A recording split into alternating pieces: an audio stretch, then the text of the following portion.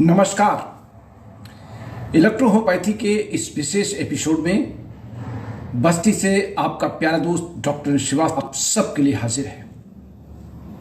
काफ़ी इंतज़ार किया आप सब ने हमारे इस अगले एपिसोड का।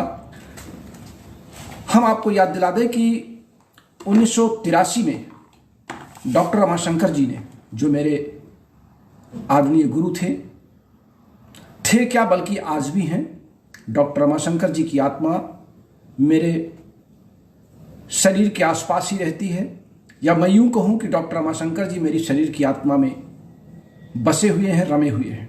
और मैं जो कुछ भी आपके सम्मुख बोलता हूं, मैं जो कुछ भी करता हूं, आपके द्वारा अपने रोगियों के वीडियो कॉल पर जो मैं दवाएं आप सबको बताता हूं, वो सब कुछ शायद मेरे अंदर से डॉक्टर रमाशंकर जी ही करते हैं।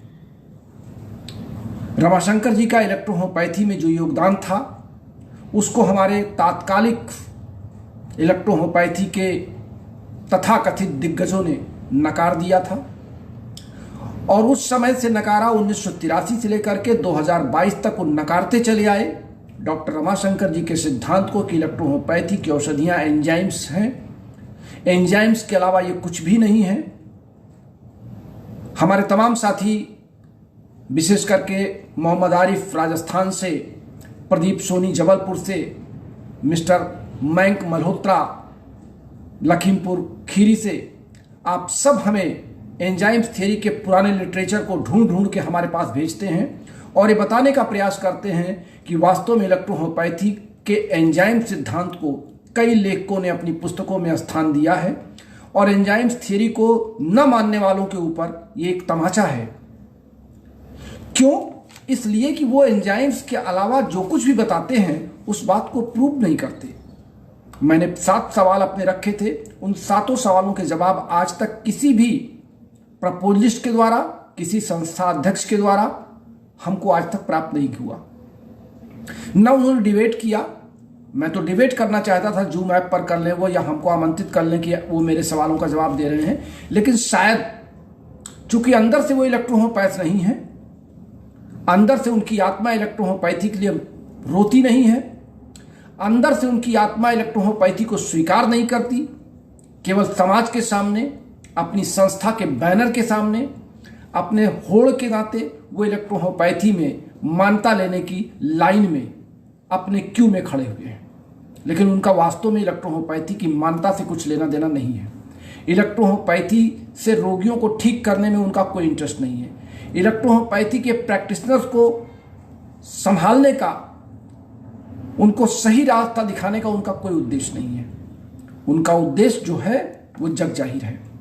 तो मैं बात कर रहा था वर्ष 1993 में डॉक्टर रमाशंकर जी ने एक, मेरी इस बुक में जो इलेक्ट्रोहोम्योपैथी की मैंने बुक दी है, इसमें मैंने डॉक्टर रमाशंकर जी की कलम से कुछ बातों को उद्धृत किया था। और आज प्रसंगवश मुझे इलेक्ट्रोहोम्योपैथी में व्याप्त शंकाएं और उनका समाधान, ये शीर्षक है मेरी इस बुक में, पेज नंबर 286 पर।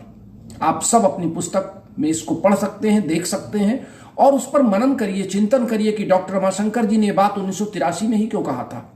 आज आईडीसी जिन सवालों को कर रही है, उन सवालों में से सवाल नंबर 1 का विस्तृत जवाब केवल और केवल एंजाइम्स थ्योरी ही है।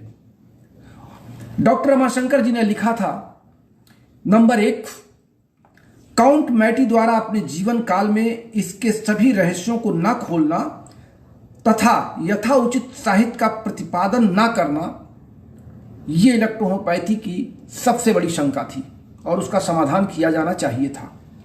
रमाशंकर जी ने अपने नंबर 2 पर लिखा, उनके बाद उनके अनुयायियों द्वारा इसका अपने अनुरूप प्रतिपादन करना, यानी इलेक्ट्रोहोम्योपैथी को तोड़ मरोड़ करके उनके अनुयायियों ने पेश किया। यह भी एक शंका थी, और उसका भी समाधान आज तक नहीं किया हमारे तमाम प्रपोजल साथियों ने। होम्योपैथिक चिकित्सा पद्धति से अंतर न स्पष्ट करने के कारण इसका श्रेय प्राय होम्योपैथी को ही मिला तथा होम्योपैथिक द्वारा इससे न समझ पाने के कारण कभी भी इस पद्धति को बढ़ावा न देकर प्राय इसके विकास के अवसरों का लाभ इसे न देना। यानी आज तक होम्योपैथी और इलेक्ट्रोहोम्योपैथी ये दोनों एक दूसरे के पर्याय माने जाते रहे। होम्योपैथी के लोगों ने इलेक्ट्रोहोम्योपैथी को गंभीरता से नहीं लिया और इलेक्ट्रोहोम्योपैथी के लोगों ने होम्योपैथी से अपने आप को अलग करने का विशेष कारण स्पष्ट नहीं किया। यह भी शंका समाधान आज तक बना रहा और लगातार बना हुआ है और इसीलिए शायद आईडीसी भी इसी में उलझ कर रह गई है। और आज भी ये बार बार कहा जाता है कि इलेक्ट्रोहोम्योपैथी होम्योपैथी का पार्ट शायद हो, या इन्होंने इलेक्ट्रोहोम्योपैथी में इलेक्ट्रो शब्द लगा करके होम्योपैथी पर कब्जा करने की एक साजिश रची है। ऐसा लोगों का मानना सरकारी संसाधनों में शुरू हो गया है। चौथी बात, डॉक्टर रमाशंकर जी ने 1983 में ही लिखा था कि इसकी वैज्ञानिकता तथा पूर्ण चिकित्सा पद्धति होने पर प्रश्न चिन्ह उपस्थित करना। दरअसल 1983 के आसपास, उसके पहले इसको एक दार्शनिक भाव में प्रस्तुत किया गया था इलेक्ट्रोहोम्योपैथी को, और दार्शनिक भाव में प्रस्तुत करने पर इसको वैज्ञानिक नजरिए से देखने का प्रयास नहीं किया गया। लोगों ने इलेक्ट्रोहोम्योपैथी की चिकित्सा कार्य शुरू किया, लोगों ने किसी से सीखा, गुरुमंत्र कहीं से लिया, लेकिन उस गुरुमंत्र को लेने के बाद उस पर अपना दिमाग शोध नहीं किया। और जितने भी लोग आए, मैं क्षमा चाहूंगा अपने उन तमाम साथियों से जो बार बार मेरी बात का बुरा मान जाते हैं।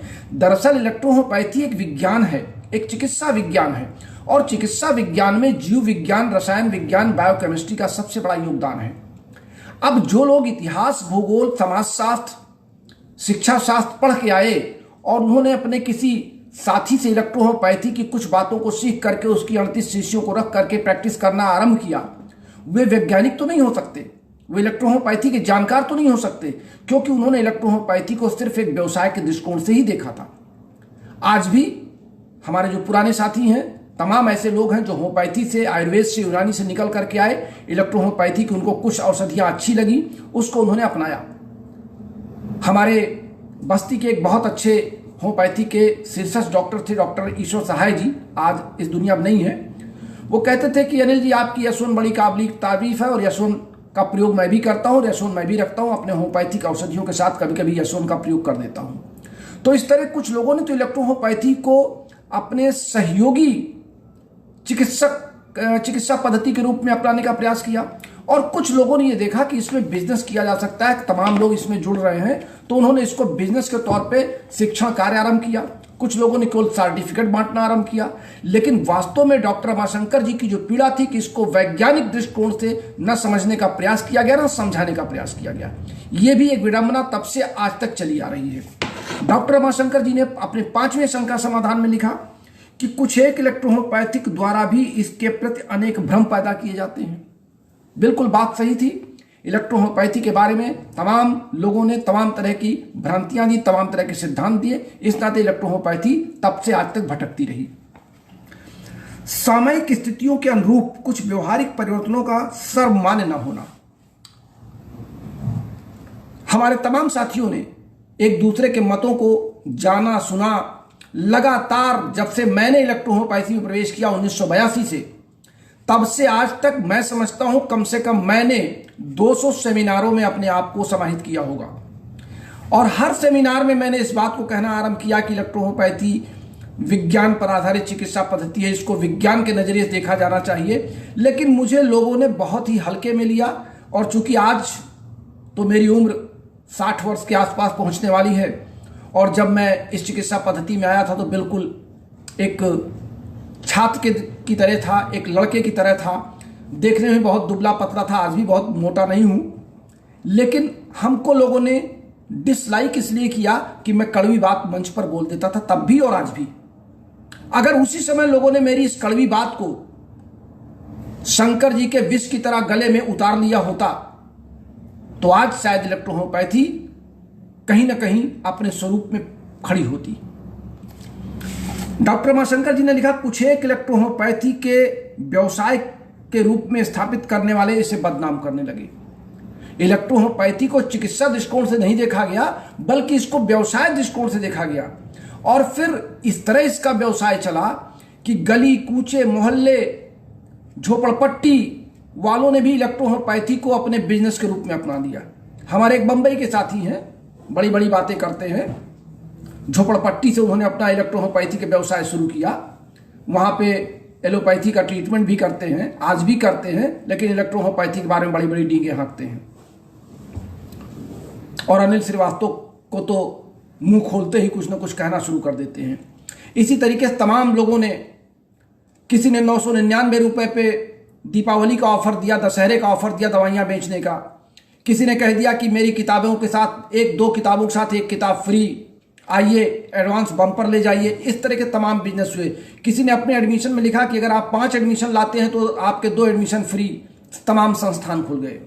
और कुछ लोग तो अपने ब्रीफकेस में प्रिंटेड सर्टिफिकेट इलेक्ट्रोहोम्योपैथी का लेकर के उस पर क्रमांक, सीरियल, एनरोलमेंट नंबर डाल के चलते थे और किसी भी मेडिकल स्टोर पर पहुंचे और देखे कि ये मेडिकल स्टोर चला रहे हैं, चाहे होम्योपैथी का है चाहे एलोपैथी का, और धीरे से पूछा क्या आप डॉक्टर बनना चाहते हैं, और उससे जो भी पाए ले लिए और वहीं पे स्केच पर निकाला, उसका नाम लिखा और इलेक्ट्रोहोम्योपैथी का डॉक्टर बना के उसको कागज पकड़ा दिया। यानी विद इन सेकेंड डॉक्टर बनाने वाले इलेक्ट्रोहोम्योपैथी में तैयार हो गए थे। और आज भी ऐसे लोग हैं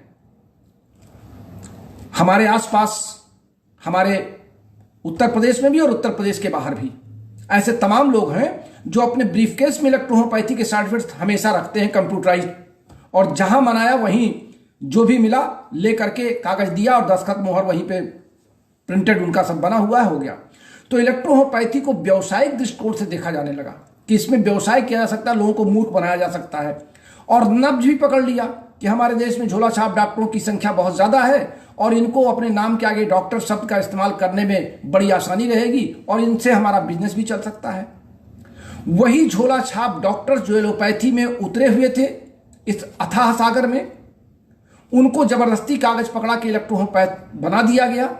वो आज इलेक्ट्रोहोम्योपैथी की व्याख्या कैसे कर सकते हैं, वो इलेक्ट्रोहोम्योपैथी को कैसे समझा सकते हैं, वो इलेक्ट्रोहोम्योपैथी के बारे में गंभीर कैसे हो सकते हैं।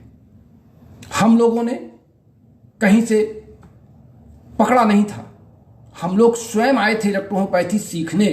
इलेक्ट्रोहोम्योपैथी सीखे, उसमें समय दिए, समय देने के बाद प्रैक्टिस में उतरे, प्रैक्टिस के बाद हम लोगों ने उस पर शोध करना शुरू किया, औषधियों में अपना दिमाग लगाना शुरू किया, तब आज हम आपके सामने इस तरीके का क्लास ले रहे हैं। तो ये जो शंकाएं और समाधान डॉक्टर रमाशंकर जी ने 1983 में रखा था वो आज भी विद्यमान है। इन्हीं शब्दों के साथ अपने प्यारे दोस्त डॉक्टर श्रीवास्तव को इजाजत दीजिए। मिलते हैं अगले क्लास में आपसे फिर, तब तक के लिए अपने साथी को इजाजत दीजिए। चलते चलाते हमारा फोन कॉल और व्हाट्सएप नंबर है 9793252355।